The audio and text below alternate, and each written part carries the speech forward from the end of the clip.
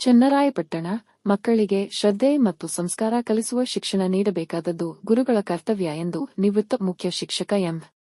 E. Javarayya ಅಭಿಪ್ರಾಯಪಟ್ಟರು.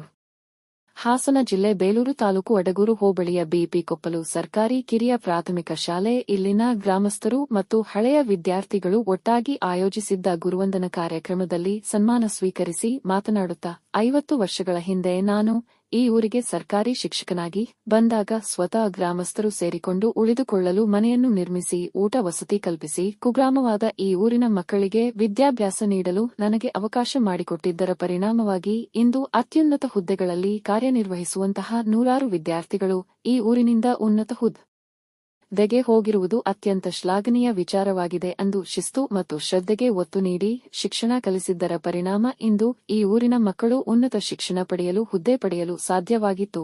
ಇದೇ ಸಂದರ್ಭದಲ್ಲಿ ಸನ್ಮಾನಿಸಲಾಯಿತು. ಊರಿನ ಹಿರಿಯ ವಿದ್ಯಾರ್ಥಿಗಳಾದ ಡೇಟ್ನ ನಿವೃತ್ತ ಪ್ರಾಂಶುಪಾಲರಾದ ಮಲ್ಲೇಶಪ್ಪ ಮಾತನಾಡುತ್ತಾ ಆಗಿನ ಕಾಲದಲ್ಲಿ ಶಾಲೆಯಿಂದ ಹೊರಗುಳಿದು ದನಗಳನ್ನು ಸಾಕುತ್ತಾ ಶಿಕ್ಷಣದಿಂದ ವಂಚಿತರಾಗಿದ್ದ ಹಲವಾರು ವಿದ್ಯಾರ್ಥಿಗಳ ಮನವೊಲಿಸಿ ಶಾಲೆಗೆ ಕರೆತಂದು ಶಾಲೆಯನ್ನೇ ಮನೆಯೆಂದು ಭಾವಿಸಿ ಅಲ್ಲೇ ಉಳಿದುಕೊಂಡು ನಮಗೆ ಶಿಕ್ಷಣ ಕಲಿಸಿದ್ದರ ಪರಿಣಾಮವಾಗಿ ಇಂದು ನಾವು ಉನ್ನತ ಹುದ್ದೆಗಳನ್ನು ಅಲಂಕರಿಸುವುದರ ಜೊತೆಗೆ ನಮ್ಮ ಮಕ್ಕಳಿಗೂ ಕೂಡ ಉನ್ನತ ಶಿಕ್ಷಣ ಕೊಡಿಸಲು ಅವಕಾಶವಾಗಿದೆ. ಇಂತಹ ಸೇವೆ ಮಾಡಿದಂತಹ ಜವರಯ್ಯ ಗುರುಗಳನ್ನು ಸನ್ಮಾನಿಸುವ ಅವಕಾಶ ಸಿಕ್ಕಿರುವುದು ನಮ್ಮ ಪುಣ್ಯ ಎಂದರು ಎಂದು ಪ್ರಥಮ ದರ್ಜೆ ಕಾಲೇಜಿನ ನಿವೃತ್ತ ಪ್ರಾಂಶುಪಾಲರಾದ ಜಯಣ್ಣ ಹಾಗೂ ಮುಖ್ಯ ಶಿಕ್ಷಕರಾದ ನಾಗರಾಜ್, ಊರಿನ ಮುಖಂಡರಾದ ಪುಟ್ಟರಾಜು ಗಂಗಣ್ಣ ಹಾಗೂ ಊರಿನ ಗ್ರಾಮಸ್ಥರು ಹಾಜರಿದ್ದರು. ಕಾರ್ಯಕ್ರಮಕ್ಕೆ ಮೊದಲು ಮೆರವಣಿಗೆಯ ಮೂಲಕ ಗುರುಗಳನ್ನು ವೇದಿಕೆಗೆ ಕರೆದುಕೊಂಡು ಬರಲಾಯಿತು. ಊರಿನ ನೂರಾರು ಹಿರಿಯ ವಿದ್ಯಾರ್ಥಿಗಳು ಒಟ್ಟಾಗಿ ಸೇರಿ ಹಬ್ಬದ ವಾತಾವರಣದಲ್ಲಿ ಕಾರ್ಯಕ್ರಮವನ್ನು ಆಯೋಜನೆ ಮಾಡಿದ್ದು ಆಕರ್ಷಕವಾಗಿತ್ತು.